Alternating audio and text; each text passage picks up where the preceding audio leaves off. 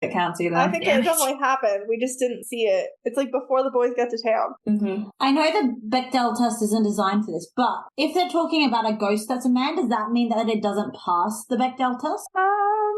Ghosts are men too, I guess. Like, I think it would depend on the context of the conversation. I mean, in this episode, it doesn't really matter. I don't think they even have a conversation. Like, they have a conversation, but the brothers are there as well. So it's like, I don't think that really counts. But I think they talk about how cute Sam is at one point, but that's about Sam. Yeah, but like, would it count if we had a conversation on screen where they're talking about the ghost who also happened to be a dude? I don't know. I feel like if they were having that conversation, I feel like it'd be more about Sheila that they'd be talking about, and that would be about Sheila, so they would be fine. Because Gert never saw the ghost, so she doesn't know what to do. But yeah, I don't know. But I don't think this one passes. No, I don't think so either. Have you had one that's passed season 3? We have episode 1 passed. oh, that's so sad. And that was it. Good lord. I can't wait until you get to the end of like all of the episodes, because I want to know, like, out of 327, like, what's the statistic? If we reach 100, I'll be impressed at this point. Case of the Meredith, do you have case of the week stuff? I do, yes. Okay, so the monster this week was a ghost ship. I'm counting the whole ghost ship because it's very cool. So the sea is a very creepy place. It's big, it's deep, and unforgiving, so it's got a million legends about it. One of these legends is the ghost ship. The most famous ghost ship is probably the Flying Dutchman. I like to imagine that she looks all grimy and has a big monster mouth, and her crew is made up of fish people like in Pirates of the Caribbean, but sadly those details aren't included in the legends. She is manned by skeletons though, so more like the Black Pearl if you've seen those movies. When I hear the Flying Dutchman, I think of SpongeBob. Nice. So, according to legend, the Flying Dutchman was sailing around the Cape of Good Hope during a violent storm. Her captain, Hendrik van der Decken, was determined to get through the storm without turning back, much to the dismay of his crew, who were pleading with him to retreat to safer waters. Hendrik, being kind of an idiot, refused and swore that he would defy even God to make it through this cursed storm. Titanic coded. If you know anything about legends, you know that's a bad idea. Suddenly, an angel appeared on deck, probably to say, "You sure about that, bro?" But good old Hendrik shot at the angel, and the angel, being peeved, said that the Flying Dutchman would keep sailing for all eternity, never make port, and be an omen of death for all unfortunate enough to see it. At this point, the crew was probably just like, "Nice going, idiot."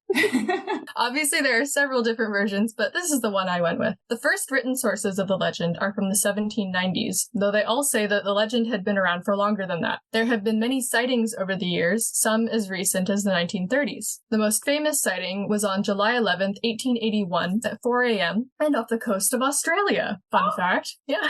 So this one is interesting for many reasons, but especially because the ship was sighted by Prince George of Wales, the future King George V.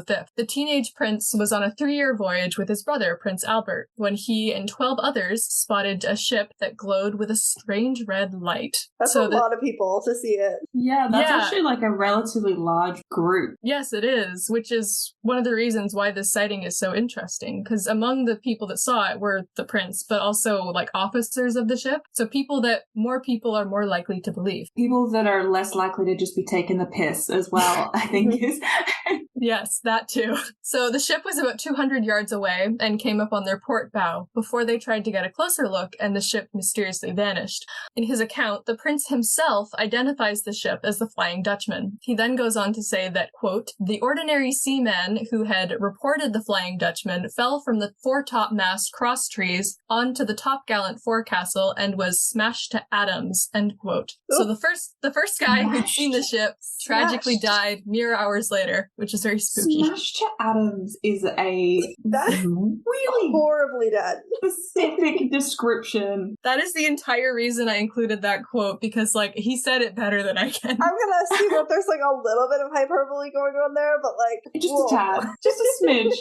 The point is, the first guy who had seen the ship died. Now I'm just trying to imagine what getting smashed to atoms would look like. I don't think I want to know. You would just turn into dust, like a Barbie villain. And not even molecules, like atoms. Yeah, you just vanish. Yeah, your entire, no one would be able to see you. Yeah. You would just dissipate. Yeah, that'd be cool. I think that you, like, I don't know, smash a little bit more gradually. I don't know if gradually is the right word, but like... Point is, dude is hella dead. Yeah, very dead. Very dead. We also have an American ship from Maine known as the Dash, because, you guessed it, she was known for being fast. In 1815, the Dash vanished into a storm during a race. Afterwards, people kept claiming to see her, and her legend as a ghost ship grew. There's even a poem written about her called The Dead Ship of Harpswell, which was written in 1866 by John Greenleaf Whittier, and it included the idea of the Dash being an omen of death. Side note, I love the fact that this guy's named Greenleaf, and I wonder if he's related to Legolas. Anyway, the most dramatic sighting was in 1942. World War II was going on, and there was radar all along Casco Bay, so people were on high alert. A warship in the bay fired at what they assume was an enemy ship, a ship that happened to be an old schooner with the Dash painted on the side. The warship actually chased the Dash until it vanished. The crew had to explain this, obviously, because they couldn't justify firing expensive ammunition at a ghost ship, but were frustrated to discover that witnesses had seen the exact same old vanishing ship that they had. Imagine telling that to your superiors. We shot at a ship and then it disappeared. We definitely didn't hit it, but... It was the precursor to the skeleton war. At that point, I think I'd just resign. I don't... It's like, so we fired at a ghost ship. We also rounded up like 30 other people who saw said ship, so you can't blame us. Write this one off as office expenses. It's that old thing of like, you can't fire all of us. So there are other fun ghost ships. It's like the Mary Celeste, where the mystery isn't what happened to the ship so much as what happened to her crew, but I didn't have the chance to write notes on that, so I entreat you to look it up. BuzzFeed Unsolved has a video. Always down for a BuzzFeed Unsolved tangent. Right? They're great. In conclusion, the sea is scary and weird crap happens there. Can you tell that I have a fear of deep water? Anyone else have anything they want to talk about ghost ship wise? I think I'm good. I think Meredith has made an excellent summary for us. I can confirm, though, as a certified open water scuba diver, ocean is creepy. Honestly, I think Supernatural should have had more water monsters. They're all scary. I mean... Right? Imagine how creepy it would have been if we had, like, some kelpies or rusalki or something. Like, that would have been so awesome. Or perhaps a siren. Yeah. Like an actual siren instead of that poser they had in that one episode. The fact that it's siren is only like sort of important. So mad. The water portion's not the important part. The important part is the gay part. Yeah. It's fine. You'll get all my opinions on that episode when we actually get there, and they have nothing to do with any implications of homosexuality. Wait, do you mean to say that you've got supernatural opinions? On this podcast, the audacity. Revolutionary. Highlight and low light. Let's start with Jamie. Highlight and low light. Oh, Jesus. Okay, well, obviously the highlight is just anytime Bella's on screen. Yes, absolutely. Cosign. I would say that the only reason anyone would ever watch season 3 after their first watch through is to see Bela again. Agreed. There's really not much else. Like, just the rest of the season is kind of shit, but Bela is always an absolute gem. And then the low light for me just has to be the weird, like, vein thing as he's getting drowned in the bathtub. It threw me for a loop. I was like, yeah. It's like you're taking me out of this universe. Yes, we've lost the magic for a minute. Yeah. Meredith, how about you? Highlight, again, like Bela, specifically when they're pretending to be married, because that was really funny. Low light was the sexual harassment. Yeah, also valid. Beth, how about you? I think my highlight is, like, just the facial expressions we get from Jensen and Jared this episode. Like, Jared goes, like I said earlier, goes on, like, a whole fucking facial journey. But also Jensen, when the Impala, like, when Dean realizes the Impala's gone missing, it's just sublime. So I think that's going to be my highlight. And the low light, obviously, like, the stuff that these guys have already said, but I also think just something that pisses me off about shower scenes, specifically in Supernatural, is I swear to God they give them one note. And that one note is, face the water, open your mouth, slick your hair back 1,000,000 times. And there is nothing else anyone is ever doing in the shower. No one is ever washing their body. No one is ever touching their face. Well, no, because we can't see the body. We can't see any of that. It's just stand in the shower and look wet and sexy. At least, like, scrub your scalp or something. I'm like, at least be washing your hair, but she's just slicking get it back. It drives me nuts. So that is my low light. Yeah, one of the funniest things is that, have you guys ever seen like the Lara Croft movie, like the one with Angelina Jolie? The movie has like two shower scenes, one for the main female character, one for the main male character, and I think it's the funniest thing because they're both like equally objectified. Equality. Yes, exactly. My low light is also Sam getting roped by Gert. It's just icky. Gert, please behave better. And my highlight, I think my highlight's the guard when he like realizes that Dean's not in the room. She's just very, very like, I don't know, like that definitely made his night. He went back downstairs and he told all of his friends that story. Oh yeah. And that's a story he's gonna tell at like parties. He's like, one time I was working security at this party and this thing happened. And I don't know who else is in that room, but but I know they didn't leave together. I think the other guy must have gone out a window or something. Our next segment is Call CPS. Times when an adult should be calling CPS. There's no kids, which is always a good day, but confirmed that nobody's daddy did a good job. Everyone's got all the daddy issues. I feel like no well-adjusted person gets into this line of business. Yeah. Even, I think that's a pretty safe bet. Valid. Even if they like did, like, you know, that means that their parents got fridge, so they like it's one of the other, either like bad parents or like good parents who are dead. Yeah, or a spouse who's dead. Yeah, one of those things is happening. Yeah, or all of them. You know, if you just really got screwed over. Firing squad. Maybe the guard. Like they did rob the museum on his watch.